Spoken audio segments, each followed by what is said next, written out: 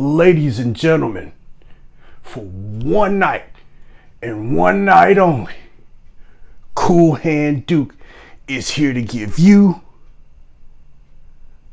absolutely nothing. I'm not here to pass down assets.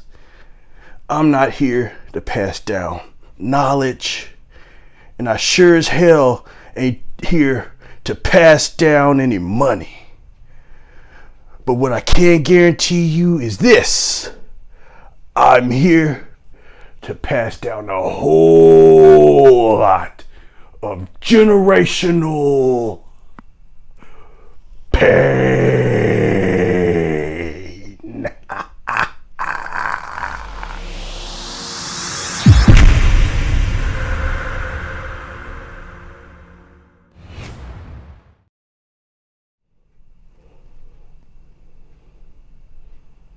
Who is the meathead hauling the camera?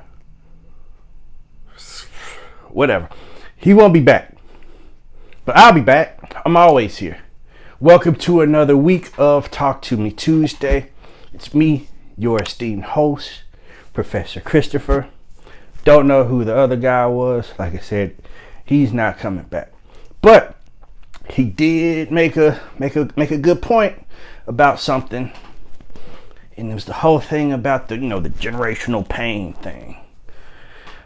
Now, if you guys have paid attention to social media lately, it's one of those things where if you don't see it, you probably missed it. But there was this young lady, and she made a video. She stated that she just turned 18.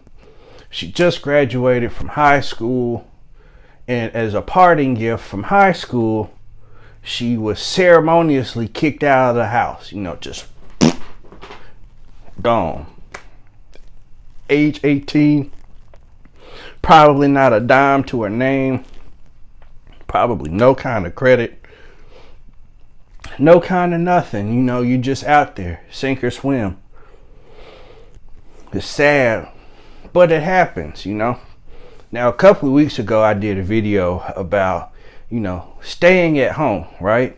So of course that's a perfect world scenario. You and your folks, you get along just fine. There's nothing really major that they get on your nerves about. You don't get on their nerves about. Everybody's living cohesively. But what happens when you don't have that? Like, what's the ideology about passing down, not passing down generational knowledge or passing down, the playbook to mistakes that you made in the past, but instead you pass down this thing that I'm terming is generational pain. Well, me and the meathead, of course, we're terming it generational pain. Now, clearly, I'm obviously African American, so I'm only going to be able to speak from what I perceive our perspective on this kind of thing is when that kind of thing happens. Now, like I said, child's 18, doesn't have a dollar or a dime to her name, probably doesn't have any credit, doesn't have, she's up shit's creek at this point, right? So, where does this ideology come from? Why is this such a common pain point for people? And to me, it goes back clearly generation to generation. Now, for African American folks, our parents were raised by our grandparents, clearly, and our grandparents were raised by their parents, and so forth and so on. So we are maybe 2 to 3 generations away from family members who didn't have the luxury of, being able to live a life where you could prepare the next generation for anything, because the day-to-day struggle was basically trying to survive. You were born black, you live in black, you breathe in black, you bleed black, you're black till you die, and you were punished for it. I'm trying to figure out how to get from point A to point B, without these white folks here trying to, do harm to me. So clearly I don't have too much time or ability to build anything because we're focused on survival. So you get one generation that's passing down survival to another generation. And of course, things lighten up a little bit, but you're still black and you're still trying to strive to make it ahead. So then, of course, they grow up in Jim Crow and segregation and all of these things. And then, yay, we're not having to we're not having to be sharecroppers, or we're not having to fake like we're not still stuck in slavery, but we still are. These are things that black folks had to go through. There was literally no time to be able to live a life where you could build a nest egg and not have it burnt down, or you try to move ahead and somebody says you're whistling at a white woman. Now your house and everything around it is burnt down. Like, survival was key. And with that whole survival thing, there was no time to build any kind of generational wealth. Now, of course, there are outliers with this whole thing. You have people who are in the minorities, like your Madam C.J. Walkers and things of this nature, and they're able to build something despite racial tensions and discrimination and all of this. But that's a rare story. For the majority of African American families, of course, survival, like I said, we're harping on it. Survival, survival, survival. I have to make it home. I don't have time for anything else. So now our grandparents, strong arming our parents, they're doing what they can. But it's still survival, survival, survival, because that's all we know. There's not really much time to do anything else. Now, of course, again, there are outliers. There's people who were able to do this and that and everything else, and they're able to pass down something to the generation who would make up our parents.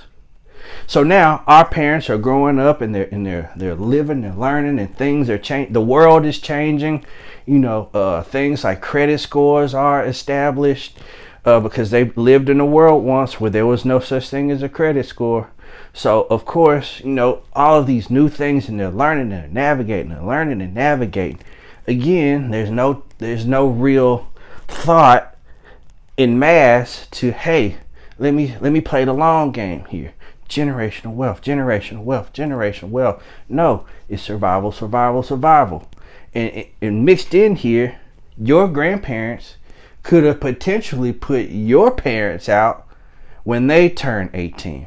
Or it could have been a little bit younger, depending on the situation. So this is what they know as parents. And of course, they're out there and they're learning survival, survival, survival, sink or swim. Did all of the generation who makes up our parents, did they all survive this kind of thing? No. But did some survive? Yeah. And they would say that them building those calluses in life like they did so early made them the person that they are right now.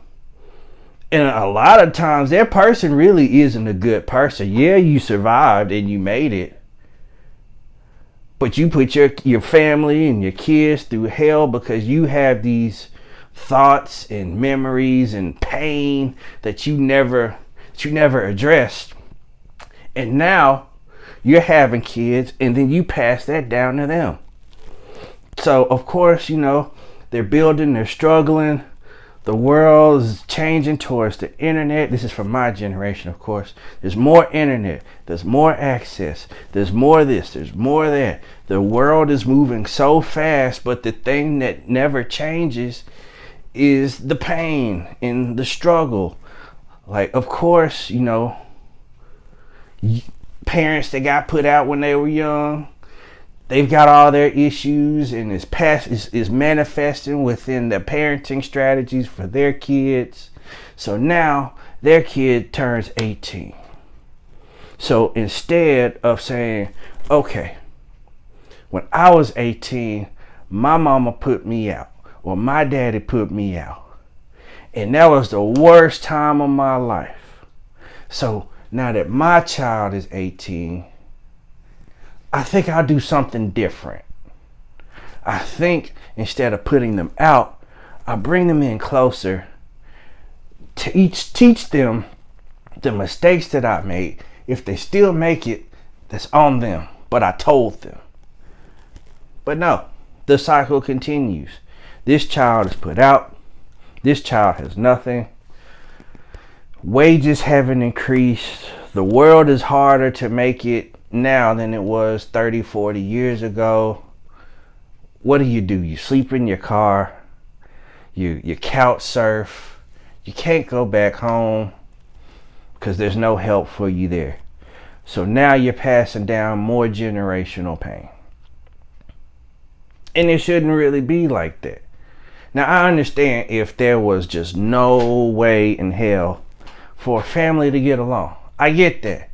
But it could be just a normal day. You know, you celebrating your graduation and your electric sliding and everything else. And then the next day is, all right, pack your bags and get the hell out. You grown now. I don't house grown people. But you taught them nothing. Now you teaching them nothing but pain at this point.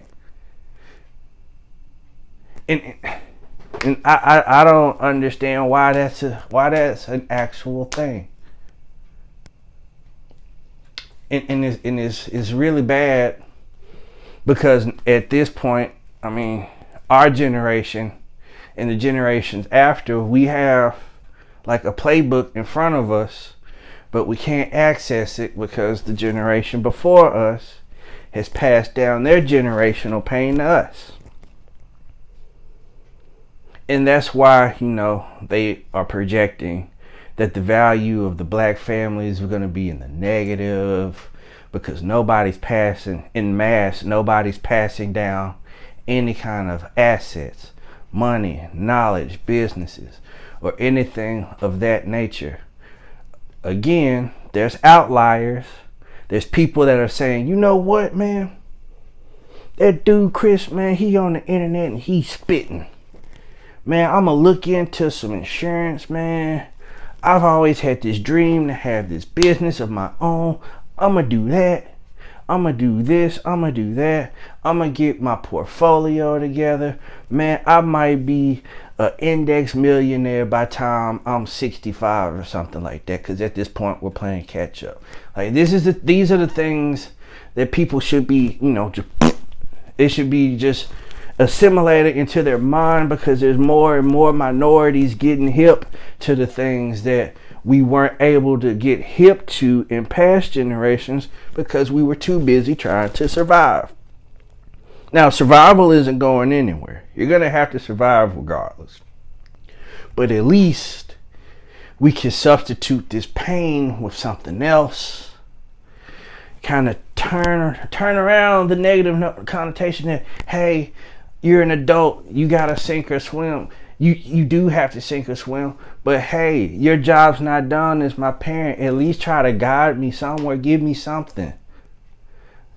Like, don't let you saying you living through me, don't let that be like jealousy or something like that. For say, well, I didn't have this when I was 18 and you ain't gonna have it either. What, you think you're better than me? You think you a better person than me? Or, you know, all of that crap that comes out. Like, we have to find a way to stop this. And if it's our generation that puts a stop to generational pain, then I'm all for it, brother. I swear to God I am.